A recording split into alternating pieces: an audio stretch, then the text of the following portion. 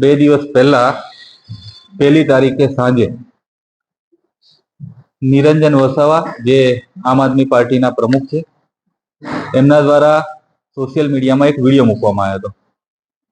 આ નિરંજન વસાવા એના આગલા દિવસે એનો ભાઈ ભદ્રેશ વસાવા એને એલસીબી દ્વારા એ દારૂ વેચતો હતો અને એની ઘરે માહિતીના આધારે રેડ થઈ અને રેડની અંદર એના ઘરે દારૂ પકડાયો.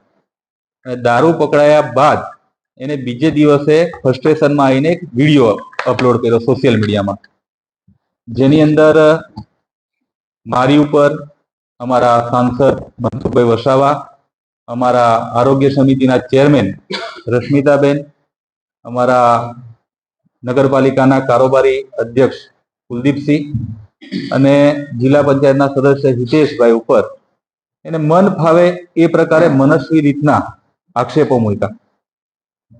એક તો આ નિરંજન વસાવા જે છે એ એનું ભૂતકાળ પહેલા ભારતીય જનતા પાર્ટીમાં કામ કરતો હતો. ભારતીય જનતા પાર્ટીની અંદર જ્યારે એને તોડ પાણીના કામ ચાલુ કર્યા, ગરડેશ્વર તાલુકાની અંદર કોન્ટ્રાક્ટરો પાસે જઈ અને પાર્ટીના નામ પર પૈસા ઉઘરાવા જેવા કામ એને ચાલુ કર્યા, તો ભાજપ એ શિસ્તબદ્ધ પાર્ટી છે અને એને ભાજપમાંથી સસ્પેન્ડ કર્યો. એના પછી એ છોટુભાઈ વસાવા સાથે બીટીપીમાં જોડાયો.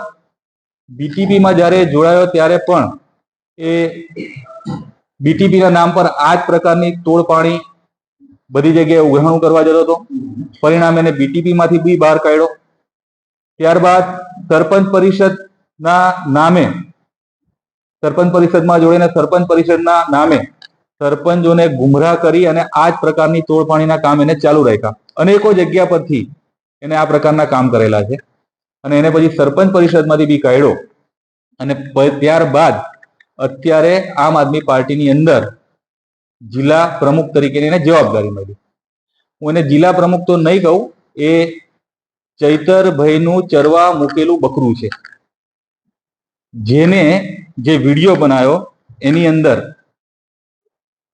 એમ તો મેં વ્યક્તિગત રીતના પોલિટિકલમાં આક્ષેપ પ્રતિ આક્ષેપમાં હું પડતો નથી, પણ જ્યારે એને આક્ષેપ કર્યો મારી ઉપર, તો અત્યારે હું એક જવાબદાર પાર્ટીનો જિલ્લાનો પ્રમુખ છું અને એને જે આક્ષેપ કર્યો કે અમે દારૂનો વેપાર કરીએ છીએ અને અમે એનું પાયલોટિંગ કરીએ છીએ, તો એની પાસે કોઈ આધાર પુરાવા કે પ્રમાણ હોય તો એને સાર્વજનિક કરવા જોઈએ.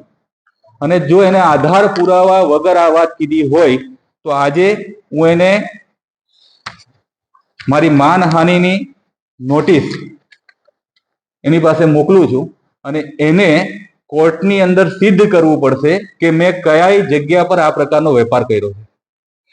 એના જેવી વૃત્તિવાળા લોકો, આ નિરંજન વસાવા એની બાઇટની અંદર એના વિડીયોની અંદર બોલતો હતો કે હું ગ્રેજ્યુએટ થયેલો છું અને મને કોઈ સરકારી નોકરી ના મળી એટલે મેં હોટલનો વેપાર કરું છું.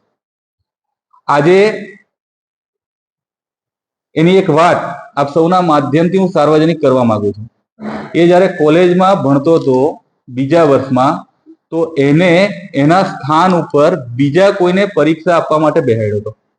એને પરીક્ષામાંથી ઊભો કર્યો હતો અને એને પરીક્ષા આપવા નથી દીધી અને એના પછી એને ગ્રેજ્યુએશન કઈથી કર્યું એની ડિગ્રી એ સાર્વજનિક કરે. જો એની અંદર એને સાચા અર્થમાં ગ્રેજ્યુએશન કમ્પ્લીટ કર્યું હોય તો એની ડિગ્રી એ સાર્વજનિક કરીએ, ને તો હું એને ડિગ્રી ચોર નું આજે બિરુદ આપીશ. અનેક વખત એને સરકાર પર આક્ષેપો કર્યા છે. જે પોતે ભ્રષ્ટાચારમાં ઓતપ્રોત છે, એનો ભાઈ એ 5 વખત દારૂના કેસની એની ઉપર એફઆઈઆર થઈ રહી છે. એ એફઆઈઆરની નકલ પણ આજે હું તમને બધાને બતાવવા માંગીશ.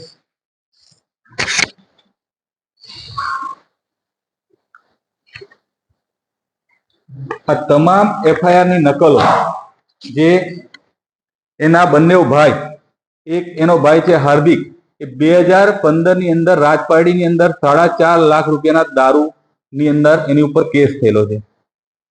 એનો જે બીજો ભાઈ છે ભદ્રવીર, એની ઉપર પણ દારૂની ફરિયાદો થયેલો છે. આ નિરંજન વસાવા એ પોતે એની ઉપર 10 જેટલા ગુના દાખલ થયેલા છે અને આખો જિલ્લો જાણે છે કે રેતીના પૈસા, હાઈવાવાળાના પૈસા ઉઘરાવતો હતો અને એની ઉપર એસીપી નો પણ કેસ થયેલો છે.